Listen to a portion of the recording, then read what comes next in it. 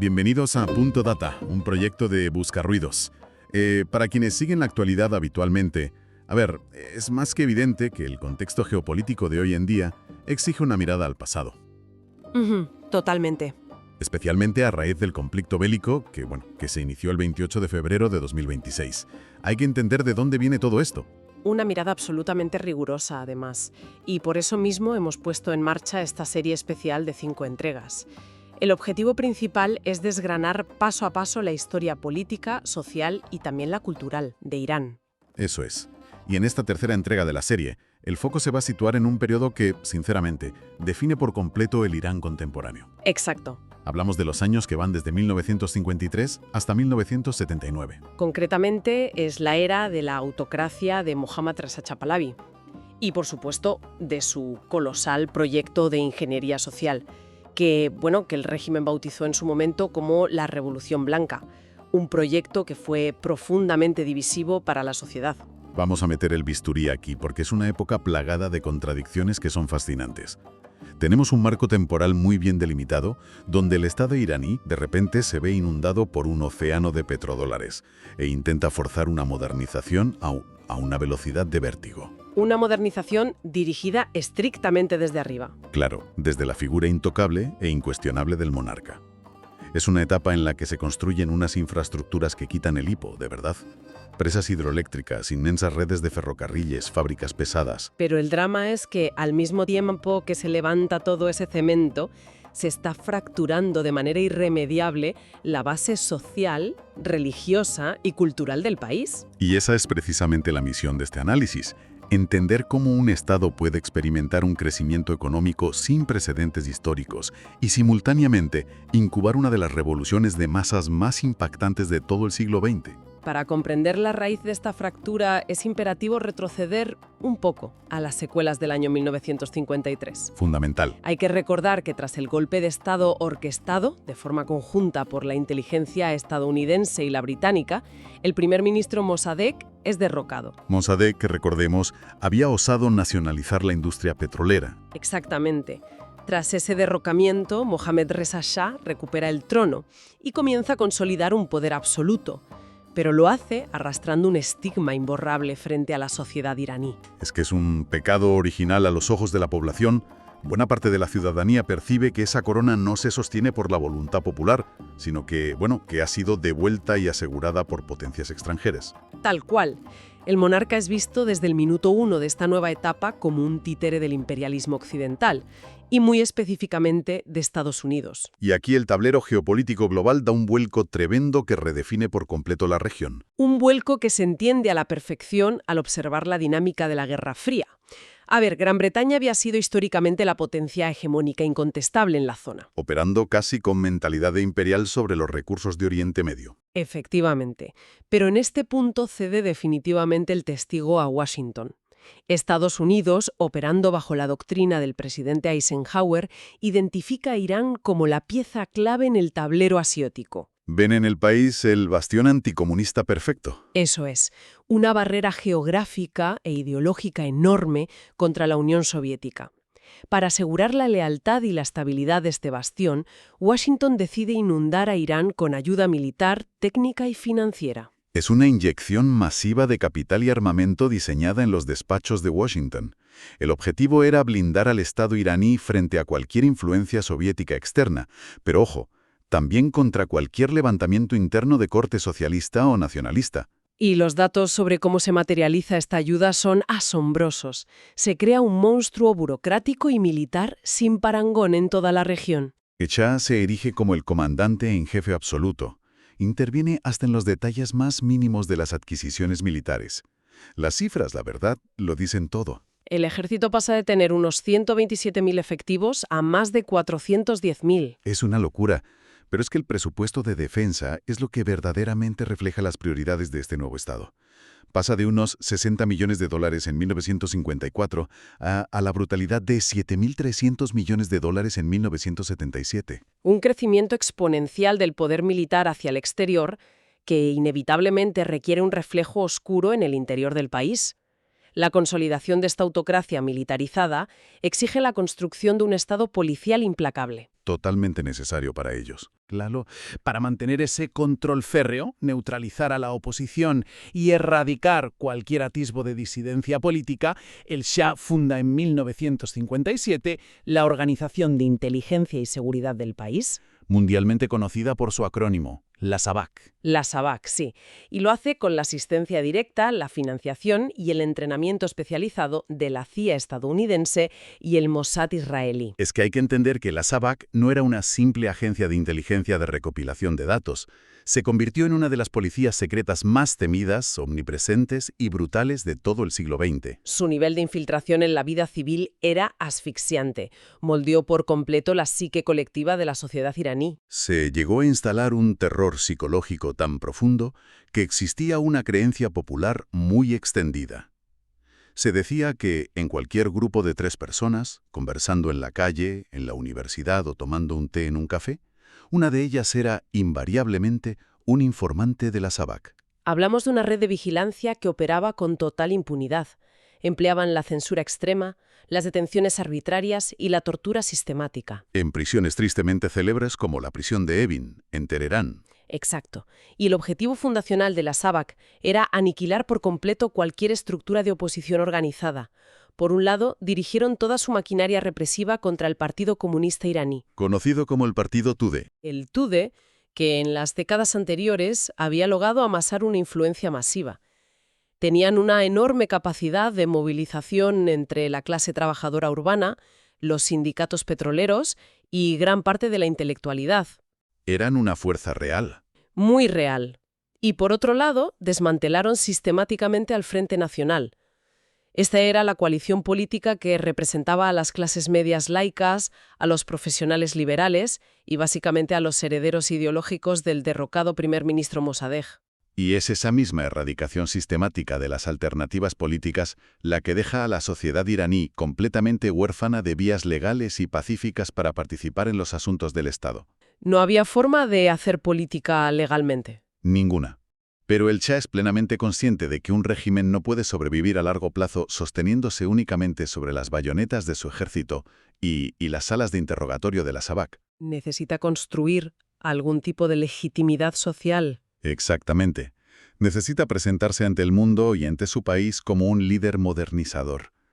Y esto nos lleva al año 1963, que marca un punto de inflexión radical. El lanzamiento de la Revolución Blanca. Eso es. El régimen lanza un monumental paquete de reformas que bautiza como la Revolución Blanca, o Enkelab Sefid en persa. Y es muy revelador el uso de la palabra blanca en este contexto. La maquinaria de propaganda estatal diseñó y publicitó este paquete de reformas como una revolución pacífica, una alianza directa entre el rey y el pueblo. Reformas que, por cierto, estaban basadas en gran medida en los planes estructurales que ya había ideado previamente el ex primer ministro Ali Amini. Correcto. Y el objetivo implícito detrás de elegir el color blanco era dejar clarísimo que esta era la alternativa impuesta desde arriba para evitar a toda costa una revolución roja. Es decir, una revolución comunista y violenta, originada desde abajo. El pilar central, la auténtica joya de la corona de esta revolución blanca, fue la reforma agraria, conocida como Eslahat-e-Arsi. El objetivo oficial, si se lee sobre el papel, sonaba impecable y progresista. Consistía en desmantelar el inmenso poder económico y político de la vieja élite terrateniente tradicional. Los llamados Ayan o Arbab. Exacto. Esta oligarquía rural controlaba enormes latifundios donde millones de campesinos vivían en condiciones que, francamente, rozaban el feudalismo medieval. El plan del Estado era expropiar estas inmensas extensiones de tierra, compensar económicamente a los terratenientes y redistribuir las parcelas directamente a los campesinos que las trabajaban con sus manos. Sin embargo, el abismo entre la teoría diseñada en los elegantes ministerios de Teherán y la cruda realidad del campo iraní fue insalvable, provocando un fracaso práctico estrepitoso. Es innegable que la reforma logró su objetivo político principal, eso sí. Rompió definitivamente la espina dorsal y la influencia de ese viejo orden aristocrático. Eliminó a los últimos rivales tradicionales que podían hacer sombra al poder del monarca. Políticamente fue un éxito para el Shah. Pero en términos económicos y sociales para el campesinado fue una catástrofe absoluta. El Estado no proporcionó tierras suficientes para todos, y las parcelas que sí se entregaron eran, en su inmensa mayoría, demasiado pequeñas para ser económicamente viables. Además, hay que entender cómo funcionaba la agricultura en un país tan árido como es Irán.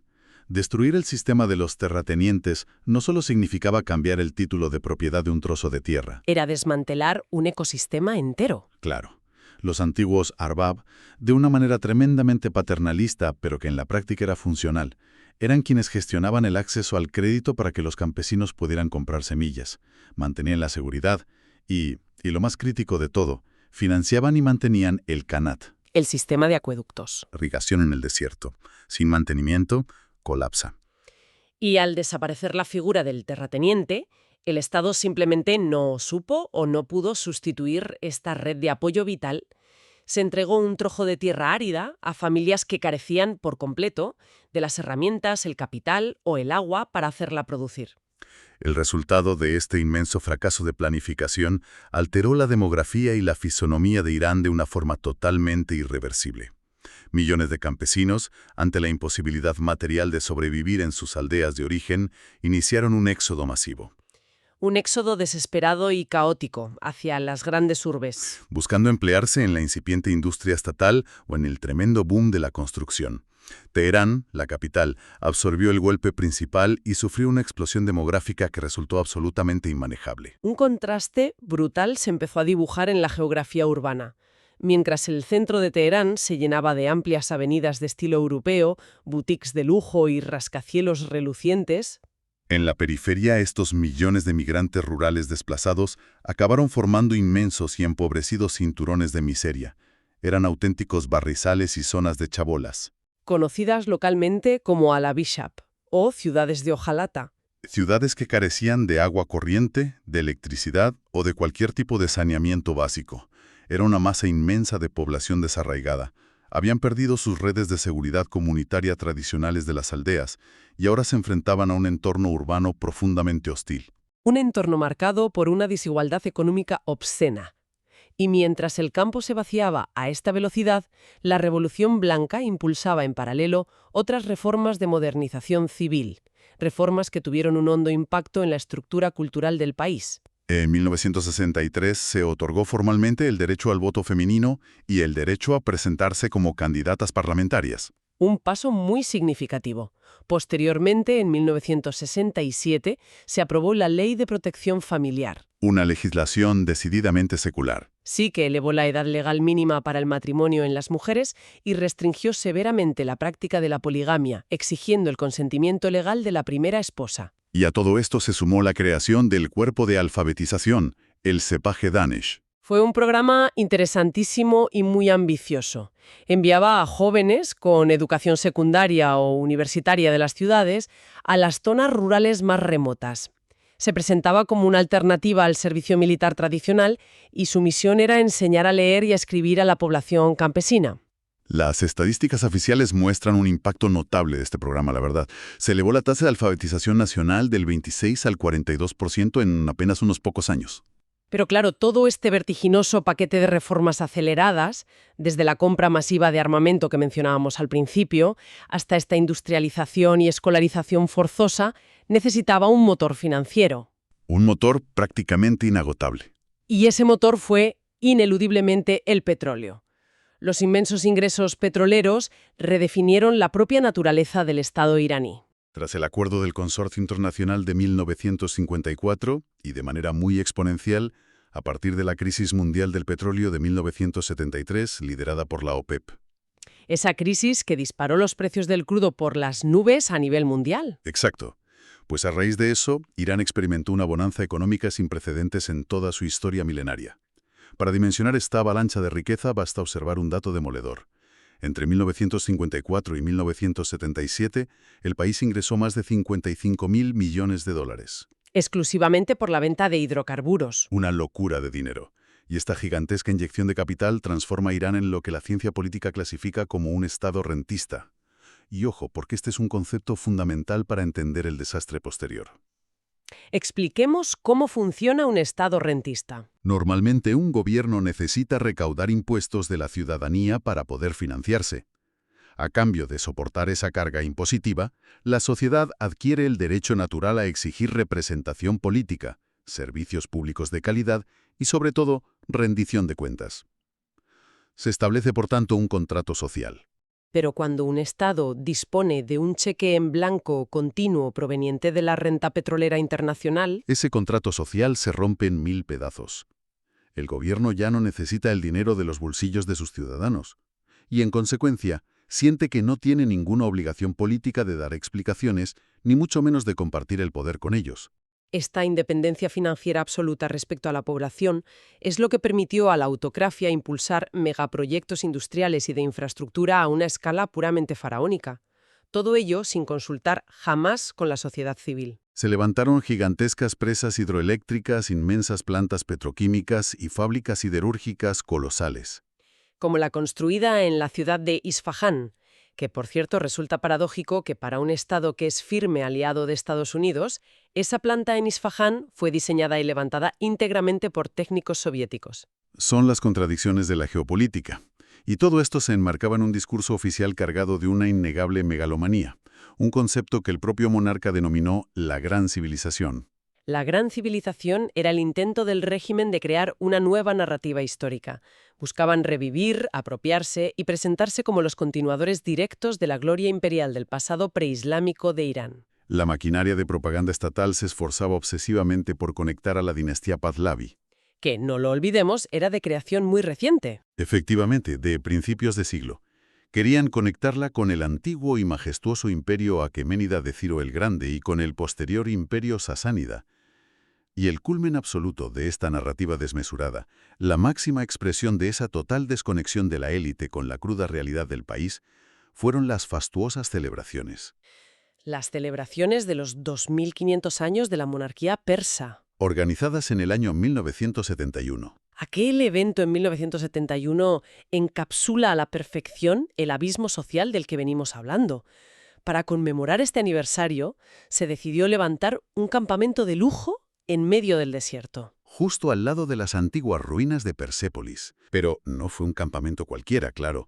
Se encargó a la prestigiosa firma de diseño parisina Maison Janssen la creación de 50 inmensas carpas forradas de terciopelo y seda pura. Se importaron decenas de miles de árboles desde Europa, solo para crear un bosque artificial en una zona que es desértica y árida. Árboles que, por cierto, en su inmensa mayoría murieron poco después porque no soportaron las condiciones climáticas.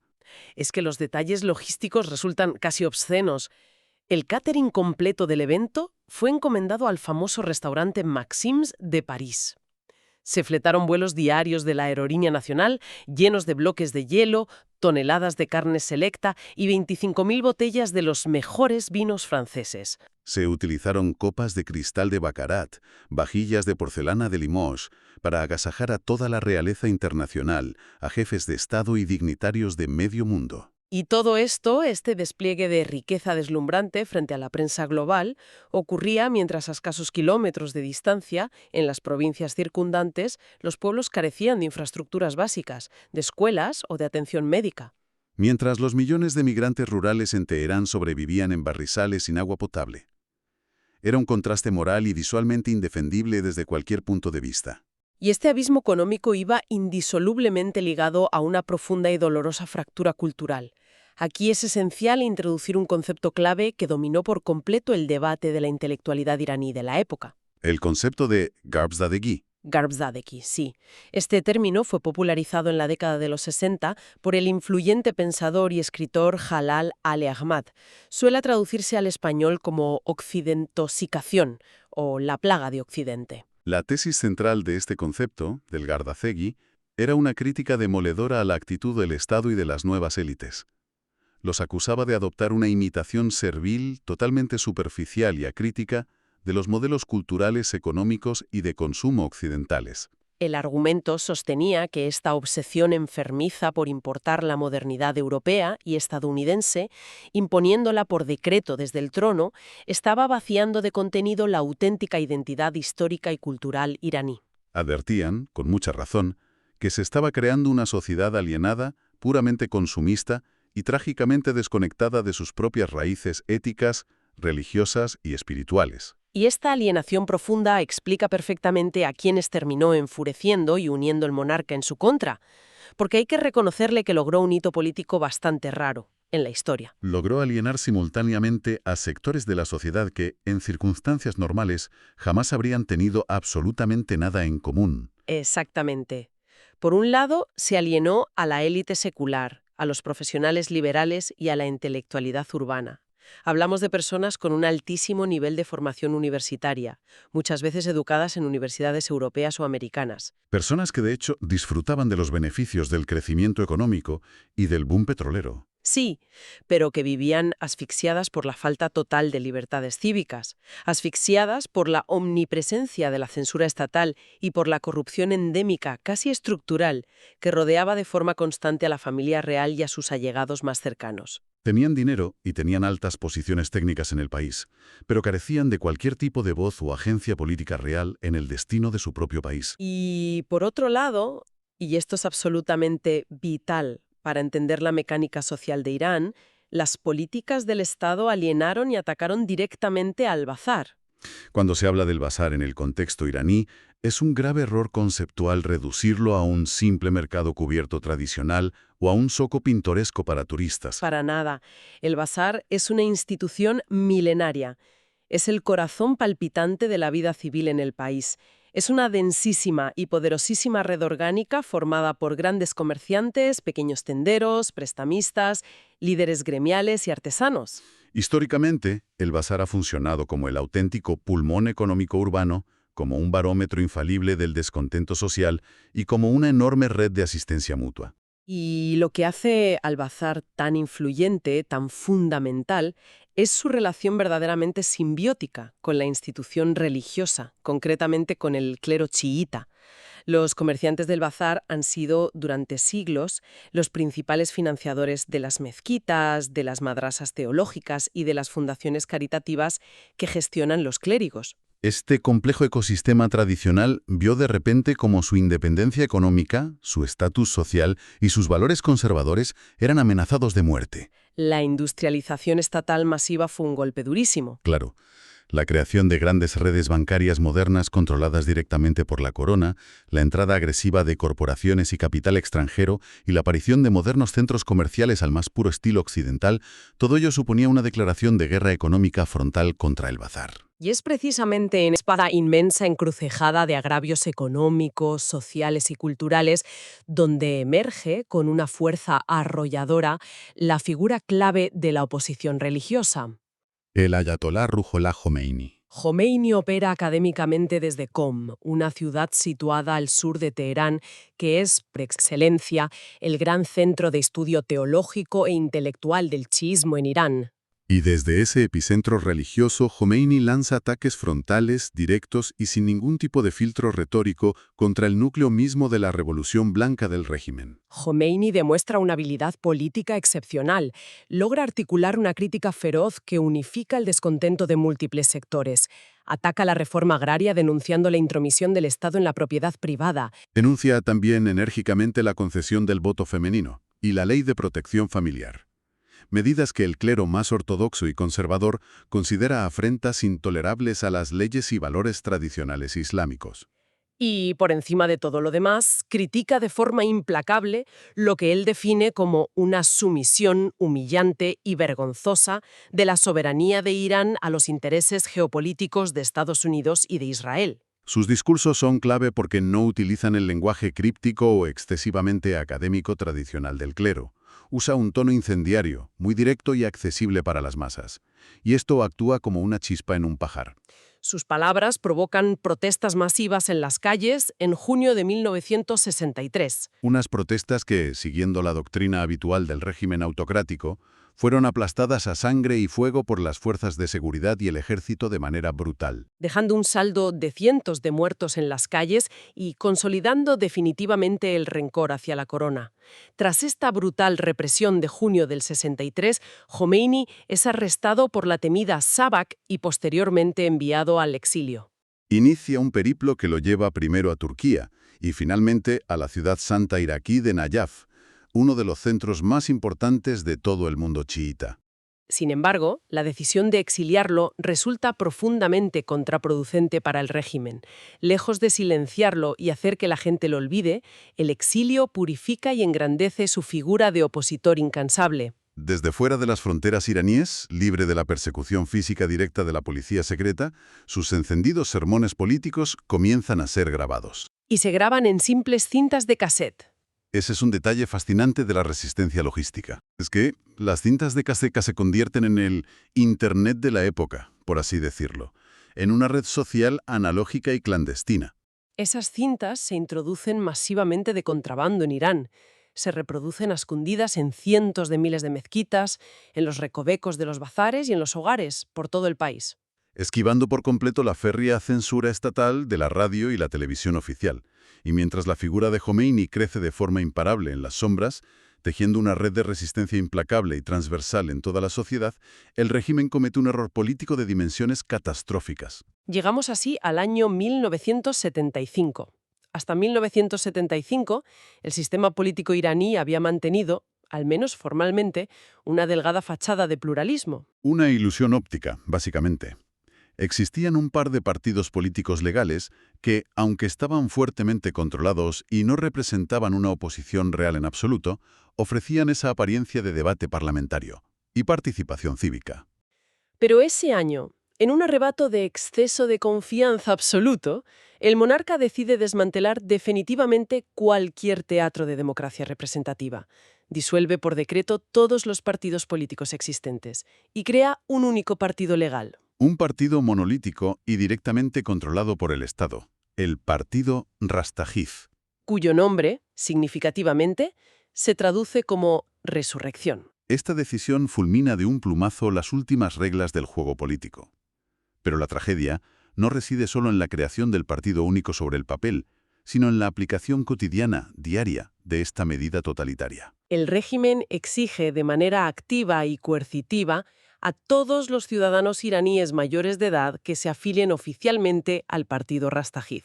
El nivel de asfixia sobre el ciudadano común se vuelve insoportable en este punto.